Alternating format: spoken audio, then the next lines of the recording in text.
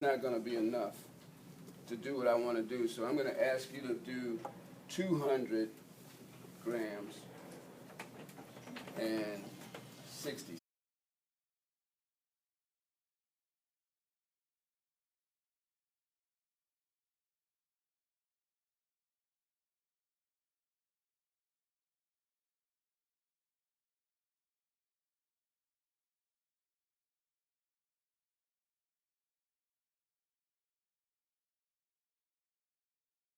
So this is a lot of stone for you.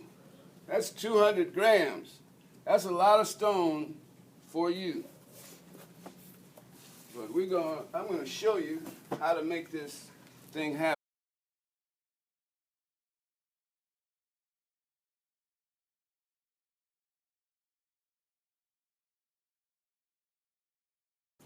This is our, I don't think that's going to be enough for me. But anyway, this is going to be our mix. Now the thing is, the mixture, what I'm doing now is I'm just incorporating the stone. I'm just incorporating the stone with the water particles. No lumps.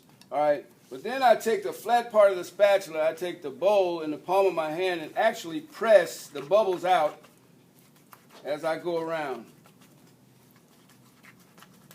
I don't know, is this on the camera? Okay, yeah, y'all got me. All right, so I'm actually pressing the bubbles out, so I don't expect to get any bubbles. All right, and I don't have stone all over the place. Now, the thing is, when you're pouring up an impression, and you all will use the vibrator to vibrate this material into the impression. I'm not going to use a vibrator, I'll just use a table to show you how we pour an impression. I'm right-handed, so I want to have my source, my bowl, close to my right hand. And I'm going to use the vibrator. In this case, I'm going to use the tabletop, but I'm going to add small increments of this stone. And I'm going to vibrate it, but I'm going to vibrate it so that I can see that the stone flows into each indice that the tooth represents. So I watch it as it flows. So it's small amounts that I'm pouring up. I'm not just plopping it in here, because if I don't see it go into each representative index where the tooth is, I can just about guarantee that there's going to be a bubble. So you have to see it. You have to see it as it flows.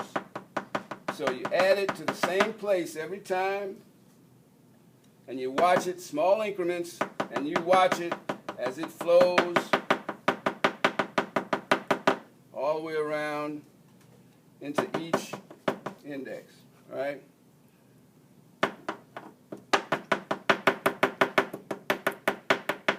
You actually have to see it flow. Otherwise, I'm guessing. I'm like, did it go? Hope so. Well, I want to be confident up in here, so I want to see it. All right. Now, after you've finished getting them in the indexes, then you can kind of place larger amounts, and you see, it's not all over the place. All right. Now, this is what I want you to pick up.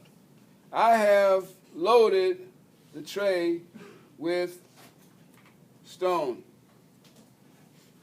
Pay attention how this works. So I have excess stone in my bowl. There's a way that I'm going to get this stone onto my bench to make a base for this pour-up. And what I do is I'm going to gather all the stone together into one place. Then I'm going to drag it out of the bowl onto the table. I'm going to drag it out till I get a little patty. You can't make it do this if it's not stiff enough. It won't lay there like that if it's runny. You want it to lay in a patty like that, right? So after you get it to the patty, then what you need to do is you need to utilize your instruments. this instrument is designed where the blade and the handle are parallel to each other.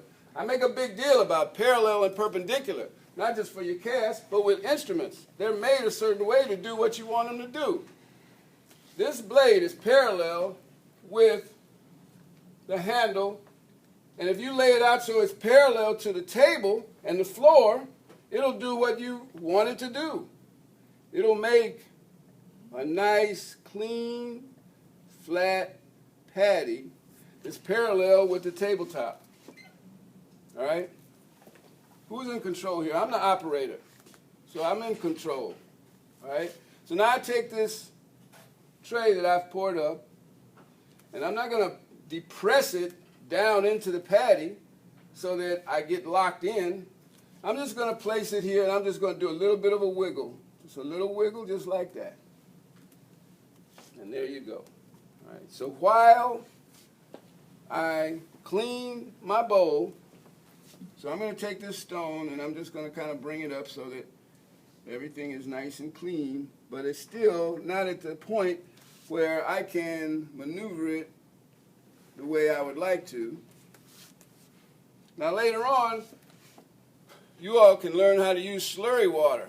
So you can take a stone cast, mix some water that's got stone particles in it, and it will enable you to have the working time diminish.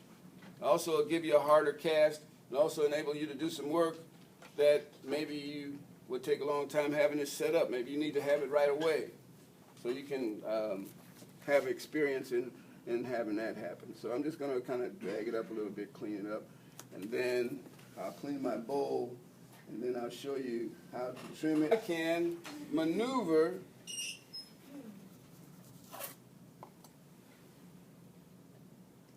real closer.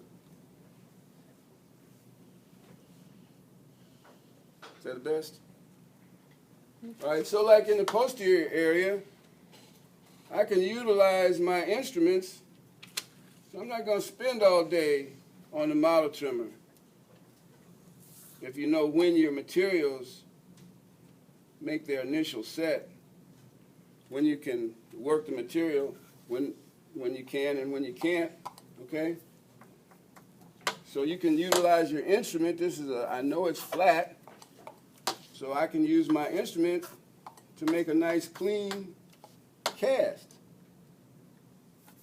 Now, one of the knives that I like, there's two knives I think you were issued. You were issued a 7R and a 6R. I really like a 7R knife. I think a 7R knife is a cool knife because it's got a flat blade, whereas the 6R is curved. So with that flat blade, there's some things that you can do with your knife that will enable you to have a nice cast, and we can spend a minimal amount of time at the model trimmer, right? All right, so this is the cast that I've just poured up, and you can do this too, all right? So that's for the upper. Mail, you got junk mail. How many times do you handle junk mail? You shouldn't handle it one time, it should be bam. In the guy? That's right. So why do you handle it one time and say, oh, I don't want this, put it down. Then you got to go back to it again, handle it once. So why should we, let's utilize my time, right? All right, I'll be back. Oh, they want to know if it's the next class period. Thank you. You want to know if it's Do all of this? I'll tell you what that is. there you go.